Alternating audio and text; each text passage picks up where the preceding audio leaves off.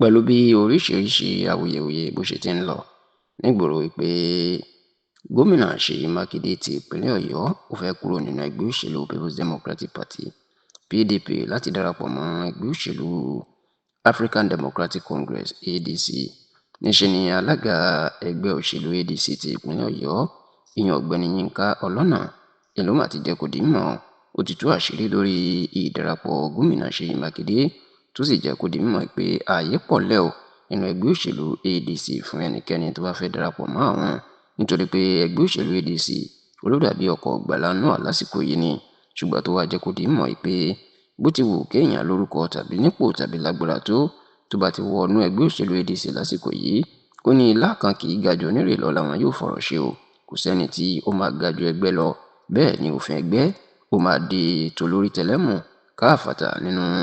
òfin táwọn ń lò nínú ẹgbẹ́ òṣèlú ADC ni. ẹ rántí wípé aró òrukùn aró rẹ̀ díẹ̀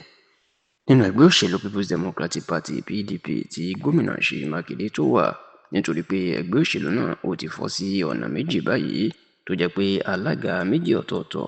ni wọ́n nínú ẹgbẹ́ kódà akọ̀wé national secretary méjì ọ̀tọ̀ọ̀tọ̀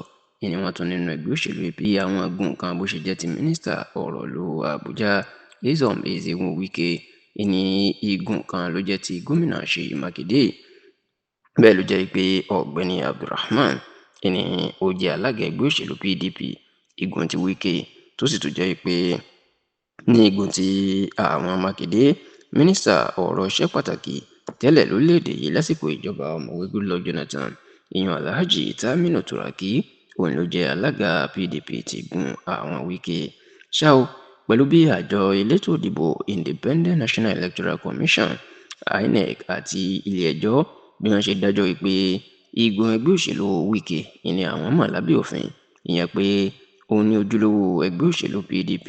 tí yóò láṣẹ láti fa àwọn olùdíje sílẹ̀ nínú gbogbo ètò ìdìbò tó bá ń bọ̀ lọ́nà báyìí ni ló máa jẹ́ kí Mákindé kó wà nínú dàrúdàpọ̀ òṣèlú tí kò mọ odó tó fẹ́ dọ̀rùn lásì mọ́ nítorí pé pẹ̀lú bí nǹkan ṣe ń lọ yìí kò sí bó ṣe fẹ́ fa olùdíje sílẹ̀ nínú ẹgbẹ́ òṣèlú PDP. èyí la gbọ́ pé ó jẹ́ kí Mákindé kó máa ronú ẹgbẹ́ òṣèlú tó fẹ́ darapọ̀ mọ́ tá a sì gbọ́ pé ẹgbẹ́ òṣèlú Accord Party àti ẹgbẹ́ òṣèlú ADC òní Ṣèyí Mákindé ló ń ronú lórí ètí yóò darapọ̀ mọ́ nínú àwọn méjèèjì kí ọdún yìí kó tó dá sí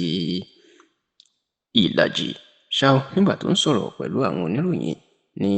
amúlùdún field tó wà lágbègbè Mọ́níyà ní ìlú Ìbàdàn lọ́jọ́ ajé tí ṣe ọjọ́ Monday ọ̀sẹ̀ tá a wà yìí Yínká Ọlọ́nà tó jẹ́ alága ẹgbẹ́ òṣèlú ADC ìpínlẹ̀ Ọ̀yọ́ ó ní ilẹ̀kùn ṣí sílẹ̀ fún Mákindé láti wá darapọ̀ mọ́ ẹgbẹ́ àwọn o ṣùgbọ́n tó bá dé ó ní kì í ṣe pé yóò wá máa jẹ gàba lórí àwọn oní òfin tí ó ti wà nílẹ̀ ìní yóò máa tẹ̀lé tí ẹnì kan ò sì lè ga ju gbogbo ọmọ ẹgbẹ́ lọ.